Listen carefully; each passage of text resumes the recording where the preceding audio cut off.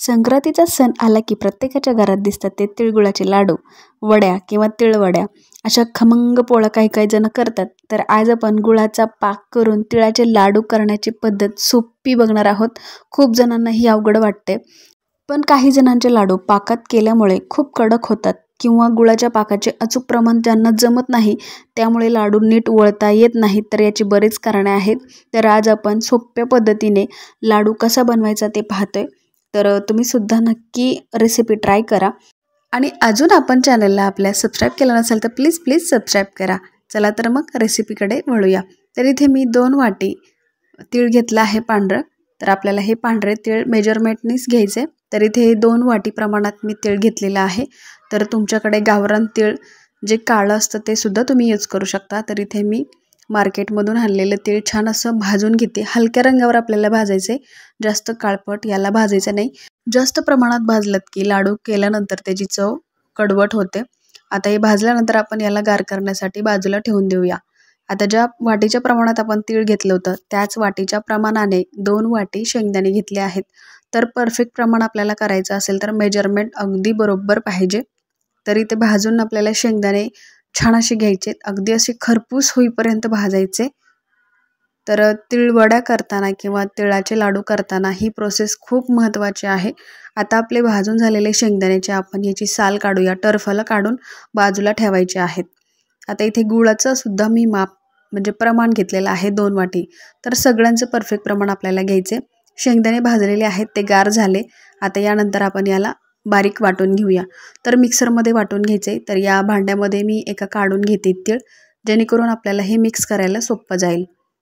तीळ काढून घेतल्यानंतर आपण जे शेंगदाणे वाटलेले आहेत ते या तिळामध्ये मिक्स करायचे आहेत. याशिवाय तुम्ही तीळसुद्धा वाटू शकता आणि थोडंसं 1 वाटी तीळ बाजूला ठेवायचे. पण तिळगुळाचे लाडू करताना तीळ अख्खा दिसेल तर त्याची चव छान दिसते आणि दिसायला सुद्धा खूप सुंदर लागतात. आता आपण शेंगदाण्याचा कूट केला होता तो या तिळामध्ये मिक्स करायचे आणि ते गूळ घ्यायचे, कढईमध्ये आपल्याला टाकायचे लगेच.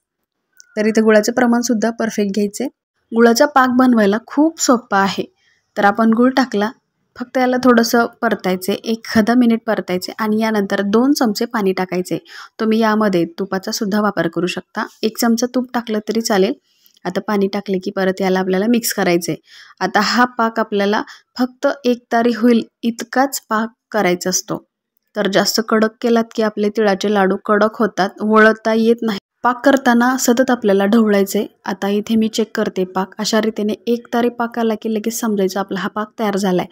आता आपण जे सगळं मिश्रण तिळाचं आणि शेंगदाण्याचं बनवलं होतं ते एकत्र टाकायचे. अगदी फास्टमध्ये आपल्याला करायचे, कारण पाक गार झाला की याचं मिश्रण एकत्र होत नाही. त्यामुळे आपल्याला फास्टमध्ये ही प्रोसेस करायची असते. तर हे बघा, अशा रीतीने आपल्याला सगळं एकदा मिक्स करून घ्यायचे आणि बाजूला ठेवून द्यायचं आहे. आता तुम्ही गॅसवरती जरी ठेवलात तर हा पाक खाली चिटकण्याची शक्यता आहे आणि आपला हा तिळगुळाचा जो स्टफिंग आहे, जे कोटिंग आहे ते कडक होतात. त्यामुळे ही काळजी घ्यायची आहे. तर अगदी जलद गतीने करायचे. तर इथे माझं सगळं झालेलं आहे. आता मी एका बाजूला काढून ठेवते. तर मस्त लागतात लाडू खायला बरं का. अगदी परफेक्ट प्रमाण आहे गोडाचं सुद्धा. तर खाली घेतल्यानंतर सुद्धा फक्त एकदा परतायचे.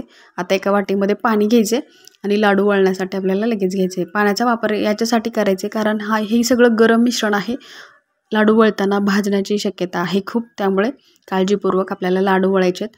अगदी बारीक लिंबा एवढे लाडू बनवायचे आहेत. तुम्हाला मोठ्या आकाराचे बनवायचे असतील तरीसुद्धा तुम्ही बनवू शकता. तर हे बघा, मी अशा प्रकारे बनवलेले आहेत. जवळजवळ आपले हे लाडू सगळे तयार झालेत. आपण एका ताटामध्ये काढून घेऊया आणि 10 मिनटं झाली की लगेच डब्यामध्ये भरून ठेवायचं आहे. तर हे बनवलेले लाडू आपण 1 महिनाभर स्टोअर करून ठेवू शकतो. इतके सुंदर आणि सुरेख होतात. खायलासुद्धा चिकट लागत नाहीत किंवा कडक लागत नाहीत.